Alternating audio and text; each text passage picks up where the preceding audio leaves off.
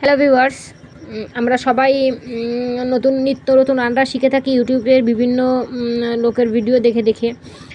আজ আমি চেষ্টা করে দেখতেছি যে কেন তাদের তা দেখে শিখে আমরা নিজেরাই ঘরোয়া পদ্ধতিতে কোনো কিছু নতুন করে আমাদের মতো করে রান্না করতে পারি কি না। তো আজকে আমি চিকেন ফ্রাই রান্না করার জন্য প্রস্তুতি নিয়েছিলাম। তো আমি কিছু চিকেন কেটে কেটে রাখছি, চিকেন ফ্রাই করব। তার জন্য আমি প্রথমে নিয়ে নেব রসুন বাটা, তারপর কিছুটা আদা বাটা এবং তারপর দেব জিরে মরিচ বাটা দিয়ে সুন্দর করে ম্যারিনেট করে মাখিয়ে নিব। সুন্দর করে যাতে মাখানো যায় সেটা দেখব, যাতে সমস্ত মাংসের গায়ে সুন্দরভাবে লাগে।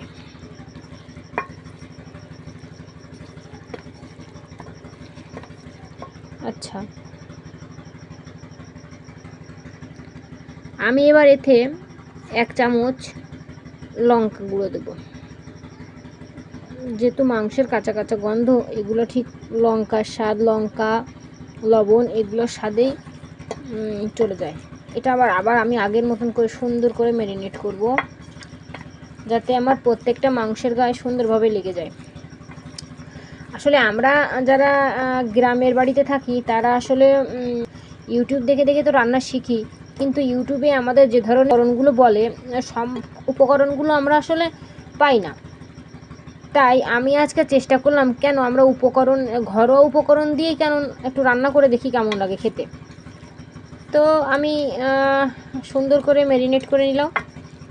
দেখুন, যেন আমার প্রত্যেকটা মাংসের ভিতরে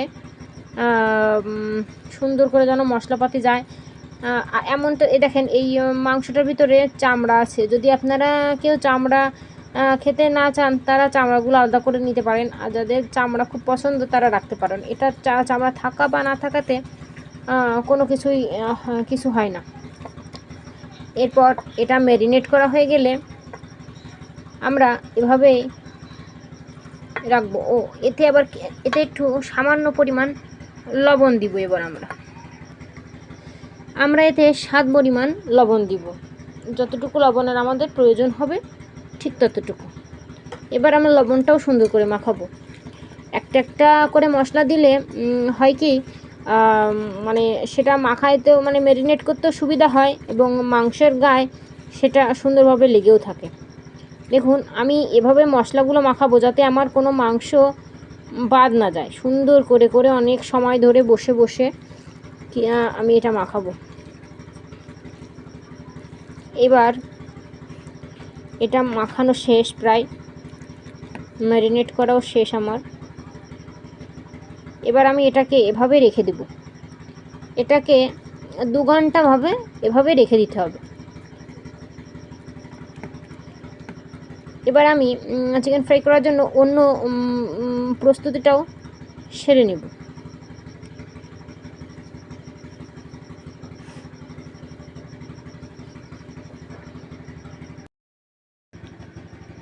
যেহেতু ম্যারিনেট করে রেখে আমার 2 ঘন্টা রাখতে হবে, সেহেতু আমার অন্য যে উপকরণগুলো লাগবে আমি সেগুলো প্রস্তুতি করার সিদ্ধান্ত নিয়েছিলাম। আমি একটা বাটিতে আমার অনুমান মাফিক আমার যে চিকেনগুলো আমি রাখছি সেগুলো যাতে আমি এগুলোর ভিতরে ডুবায়ে ঠিকঠাক রাখতে পারি, সেজন্য প্রথমে একটা বাটিতে আমার অনুমান করে 1/2 কাপ ময়দা নিচ্ছি এবং তার সঙ্গে কিছু লবণ এবং ঝালের গুঁড়া আমি মিক্সড করতেছি। মিক্সড করে এগুলো সুন্দরভাবে মেশাবো।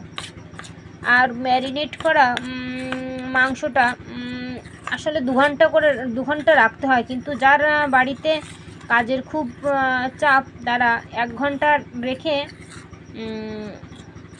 আবার ওইটা দিয়ে কাজ করতে পারেন, সমস্যা নাই। যেহেতু আমার আছে অরেল সময় আছে, সেহেতু আমি ম্যারিনেট করা মাংস 2 ঘন্টার জন্য রেখে দিয়েছি আলাদা করে। এবার আমি এটা সুন্দর করে মিক্সড করব। যেহেতু গ্রামের বাড়িতে মিক্সার পাওয়া যায় না, তো সেহেতু আমি চামচ দিয়ে হাত দিয়ে করতেছি। এটা আমার মেশানো শেষ।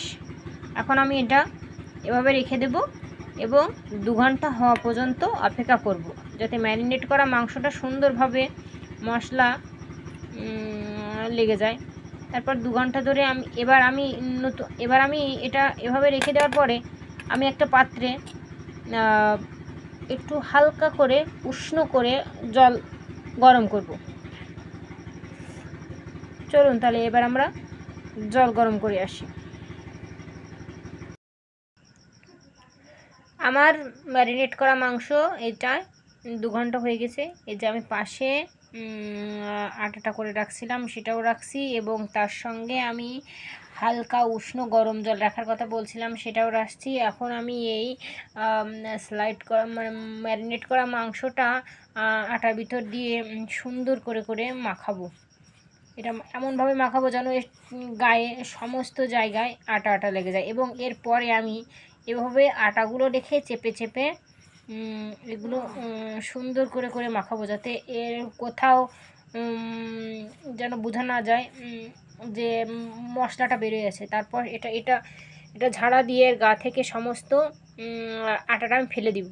তারপর এটা আমি উষ্ণ গরম জলে একটু করে নেব।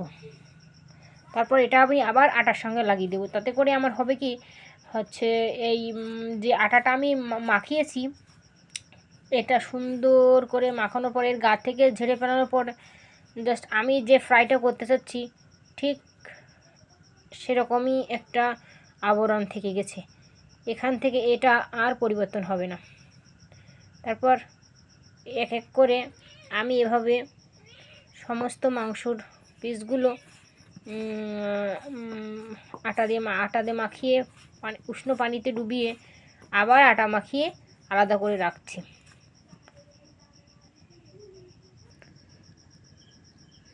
দেখুন আমরা প্রত্যেকটা পিস ঠিক এরকমভাবে তৈরি করে নেব, যাতে কোথাও মাংসর অস্তিত্ব না দেখা যায়, সম্পূর্ণটাই আটা দিয়ে ঢাকা থাকবে। এবং দেখুন এটা আমি এত সুন্দর করে করছি, এখান থেকে আর কোনো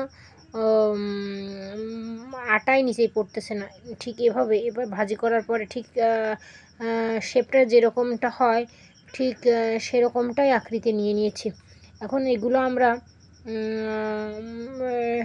একটা কড়াইতে তেল দিব, দেওয়ার পর তাতে তেল গরম করার পরে ডুবো তেলে এগুলো ভেজে নিব।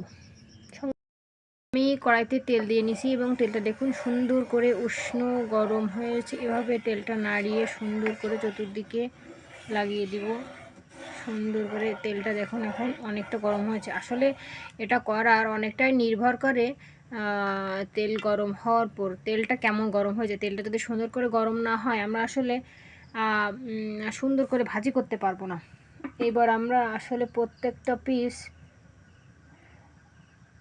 এইভাবে তেলে পরে দিয়ে সুন্দর করে ভেজে নিব।